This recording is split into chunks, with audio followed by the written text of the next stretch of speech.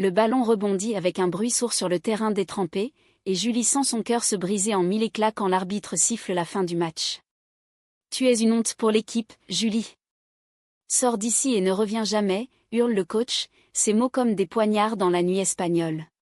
Sarah, son amour secret, reste figée, les yeux baissés, laissant la trahison planer comme un orage imminent. Julie avait toujours su que son orientation sexuelle serait un fardeau dans le monde macho du football féminin espagnol. À Barcelone, où les passions pour le sport enflammaient les rues comme des feux de la Saint-Jean, elle avait gravi les échelons avec une détermination farouche. Originaire d'une petite ville andalouse, elle était arrivée en Catalogne à l'âge de 18 ans, les rêves plein la tête. Le stade Camp Nou était son temple, mais c'était dans les ligues locales qu'elle avait brillé, marquant des buts qui faisaient vibrer les foules. Sarah, quant à elle, était la star de l'équipe, une milieu de terrain gracieuse, aux passes précises comme des poèmes de Baudelaire, venue de Madrid avec un accent chantant qui faisait fondre les cœurs. Elles s'étaient rencontrées lors d'un entraînement pluvieux, leurs regards se croisant au milieu du chaos des crampons et des cris. Julie, avec ses cheveux courts et son sourire timide, avait été captivée par la confiance de Sarah, qui riait aux éclats même sous la pluie. « Tu joues comme si le ballon était une extension de ton âme », avait dit Sarah ce jour-là, et Julie avait rougi, sentant une étincelle naître. Leur conversation s'était prolongée tard dans la nuit, dans les cafés enfumés de la Rambla, où elle parlait de tout et de rien, des vins français que Sarah adorait, des poètes comme Rimbaud que Julie citait en riant, et des rêves d'un monde où l'amour n'avait pas de barrière. Mais l'amour entre femmes était un tabou dans leur cercle.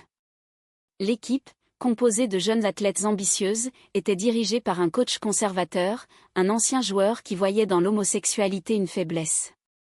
Julie et Sarah gardaient leur relation secrète, se contentant de regards volés et de baisers cachés dans les vestiaires sombres. Pourtant, la jalousie et les rumeurs finirent par les rattraper.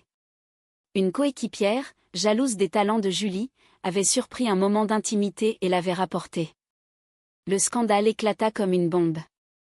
Ce soir-là, après la défaite cuisante contre une équipe rivale, le coach convoqua Julie dans son bureau. « On m'a dit des choses sur toi, des choses qui nuisent à l'esprit d'équipe, » grogna-t-il, ses yeux froids comme l'acier. Julie, encore essoufflée du match, sentit son monde s'effondrer. Sarah était là, en tant que capitaine, mais elle ne dit rien. Pire, elle hocha la tête quand le coach demanda confirmation. « C'est vrai, coach. » Ça distrait tout le monde. Les mots de Sarah étaient comme un poison, injectés droit dans le cœur de Julie. Trahie par celle qu'elle aimait, Julie quitta le stade en larmes, sous les regards hostiles de ses anciennes amies. Les mois suivants furent un tourbillon de douleur. Julie erra dans les rues de Barcelone, hantée par les souvenirs. Elle trouva refuge dans un petit appartement du quartier gothique, où les murs suintaient l'humidité et l'histoire. Pour survivre, elle prit des jobs ingrats, serveuse dans un bar à tapas, puis ouvrière sur des chantiers. Mais le football lui manquait comme un membre amputé. Elle repensait à Sarah chaque nuit, se demandant pourquoi elle avait cédé à la pression. Était-ce la peur de perdre sa place? Ou quelque chose de plus profond, une lâcheté enfouie? Pendant ce temps, Sarah luttait avec ses démons. Elle avait trahi Julie pour protéger sa carrière, mais le regret la rongeait. Les victoires de l'équipe sonnaient creux sans Julie à ses côtés. Elle se plongeait dans l'entraînement, ignorant les appels de sa famille à Madrid, qui ne comprenaient pas son silence. Un soir, seule dans son appartement moderne du quartier de l'Eixample, elle relut les lettres que Julie lui avait écrites, des mots d'amour inspirés des romantiques français. « Mon cœur bat au rythme de tes pas sur le terrain », avait écrit Julie. Sarah pleura, réalisant l'ampleur de sa faute. Julie, de son côté, commença à reconstruire sa vie. Inspirée par les récits de femmes fortes qu'elle lisait des figures comme Simone de Beauvoir ou des athlètes pionnières, elle décida de se former. Elle s'inscrivit à des cours du soir en architecture et en gestion sportive, rêvant de créer un espace où les athlètes comme elle pourraient s'épanouir sans peur. Les nuits étaient longues, mais la détermination la portait. Elle rencontra des alliés, une communauté LGBT à Barcelone, vibrante et solidaire, qui l'aida à guérir. Des années passèrent. Julie, maintenant dans la trentaine, avait gravi les échelons dans le monde de la construction. Elle avait fondé une petite entreprise spécialisée dans la rénovation de sites sportifs. Le destin frappa quand le vieux stade de son ancienne équipe, usé par le temps et les intempéries, fut condamné. La ville cherchait un entrepreneur pour le reconstruire. Julie soumit un projet audacieux, un stade inclusif, avec des espaces pour la diversité, des programmes pour les jeunes LGBT. À sa surprise, elle gagna le contrat. Le chantier commença sous un soleil brûlant. Julie supervisait tout, ses mains calleuses témoignant de son labeur. C'est alors que Sarah réapparut. Venue pour une réunion avec la ville, elle reconnut Julie au milieu des ouvriers. Leurs regards se croisèrent, et le temps s'arrêta. « Julie. C'est toi » murmura Sarah, la voix tremblante. Julie se figea, le casque de chantier glissant légèrement sur son front. Sarah, plus belle que dans ses souvenirs, se tenait là, les yeux emplis d'un mélange de regret et d'espoir. « Qu'est-ce que tu fais ici » demanda Julie, sa voix rauque trahissant l'émotion refoulée depuis des années. Sarah hésita, puis s'approcha. « J'ai entendu parler du projet. Je travaille pour la fédération maintenant. Ils m'ont envoyé pour superviser. » Mais Julie savait que c'était un mensonge pieux, Sarah était venue pour elle.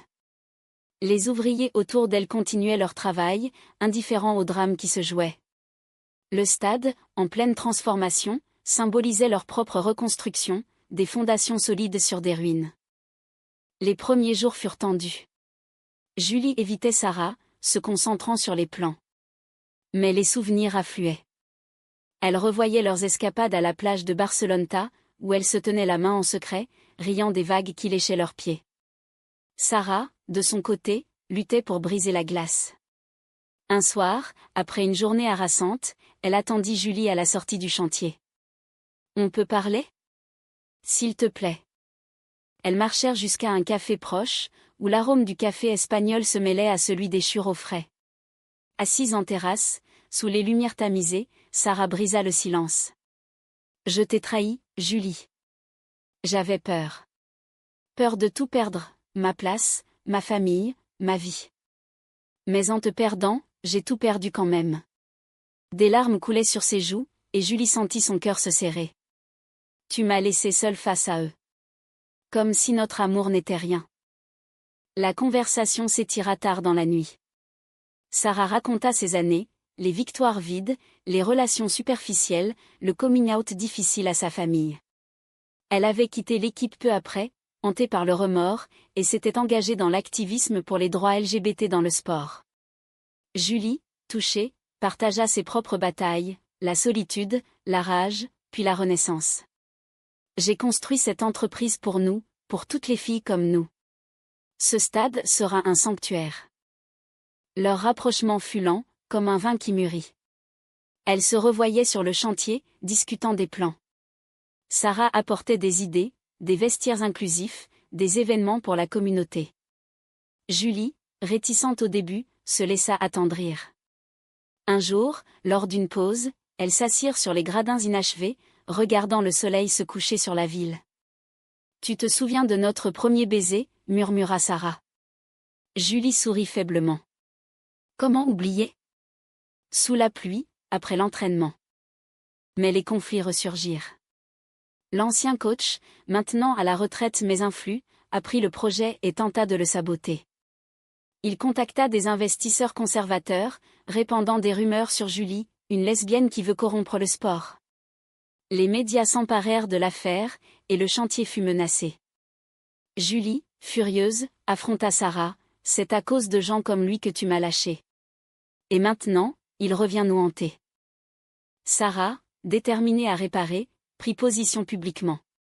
Dans une interview télévisée, elle révéla tout, leur amour passé, la trahison, et son engagement actuel.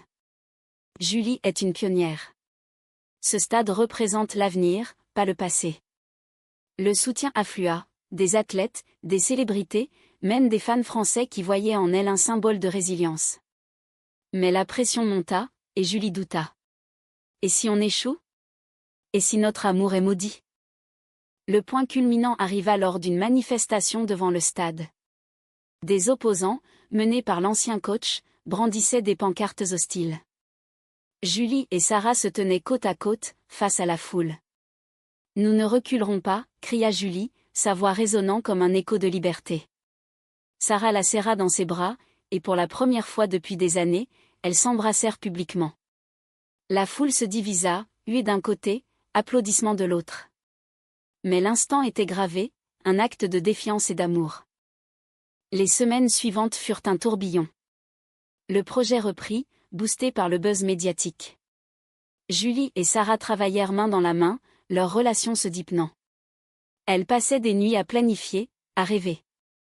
Imagine, des jeunes filles jouant ici sans peur, disait Julie. Sarah répondait, et nous, ensemble, pour les inspirer. Leur amour, forgé dans le feu de la trahison, était plus fort, plus profond. Pourtant, un nouveau twist surgit. Sarah reçut une offre pour entraîner une équipe prestigieuse en France, à Paris. C'est une chance en or, avoua-t-elle à Julie, les yeux emplis de doute. Julie sentit la peur revenir, l'abandon, encore. Vas-y si tu veux. Mais sache que je reste ici, à bâtir notre rêve. Sarah hésita, déchirée entre ambition et amour. Sarah arpenta les rues de Barcelone cette nuit-là, le cœur en tumulte. L'offre parisienne était tentante, entraînée au PSG féminin, avec des ressources illimitées, des stars internationales. Mais quitter Julie maintenant, alors qu'elle se redécouvrait? C'était impensable.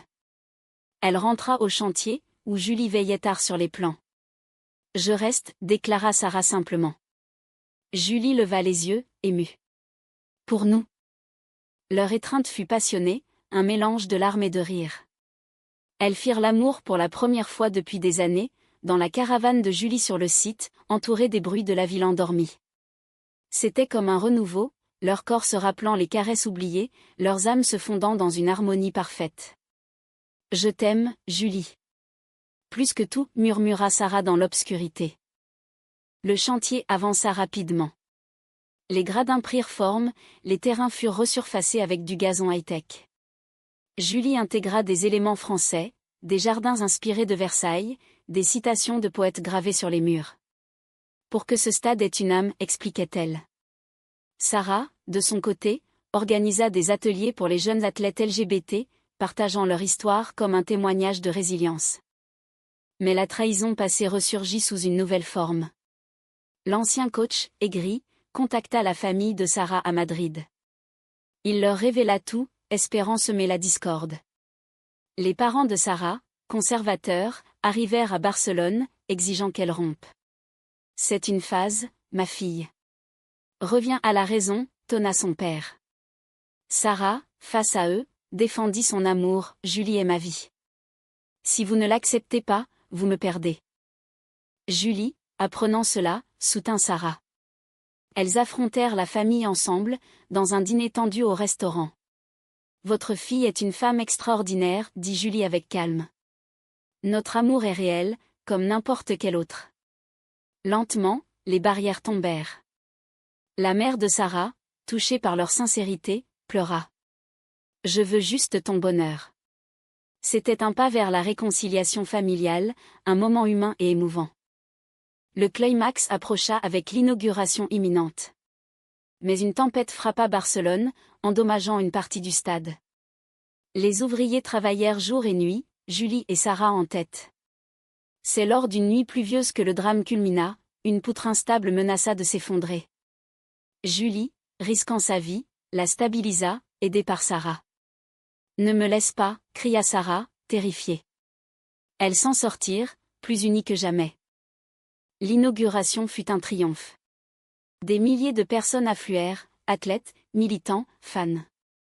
Julie et Sarah coupèrent le ruban ensemble, sous les applaudissements. Le premier match opposa une équipe inclusive à une sélection locale. Julie, en tant que marraine, marqua un but symbolique, Sarah à ses côtés. C'est notre victoire, murmura-t-elle. Dans les mois suivants, leur vie s'épanouit. Julie dirigeait le stade, devenu un hub pour la diversité. Sarah entraîna une équipe junior, inspirant les jeunes. Elles voyageaient ensemble, visitant Paris pour des escapades romantiques, où elles se promenaient main dans la main le long de la Seine, citant Verlaine et Rimbaud. Pourtant, la vie n'était pas un conte de fées. Des défis persistaient, des critiques conservateurs, des pressions financières. Mais leur amour, ancré dans la résilience, les portait. Un soir, sur les gradins vides, Julie posa une question, « Épouse-moi, Sarah. » Avec une bague simple, gravée d'une citation de Beauvoir, « On ne naît pas femme, on le devient. » Sarah accepta, les larmes aux yeux. Le mariage fut intime, sur la plage de Sitges, près de Barcelone. Des amis de la communauté LGBT, des coéquipières repentantes, et même la famille de Sarah étaient présents.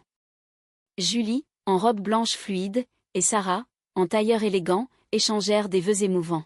« Tu m'as reconstruite, comme ce stade, » dit Julie. « Et toi, tu m'as donné le courage d'aimer, » répondit Sarah. Ce fut un moment de pure joie, teinté de la mélancolie des épreuves passées. Les années suivantes consolidèrent leur héritage. Le stade devint un modèle international, accueillant des tournois pour athlètes marginalisés. Julie et Sarah fondèrent une fondation pour soutenir les jeunes LGBT dans le sport, voyageant en Europe pour partager leur histoire. À Paris, elles reçurent un prix pour leur engagement, sous les lumières de la Tour Eiffel. « C'est pour toutes celles qui ont souffert en silence », déclara Julie lors de son discours. Mais la vie apporta aussi des épreuves. Sarah fut diagnostiquée avec une blessure chronique, souvenir de sa carrière, la forçant à ralentir.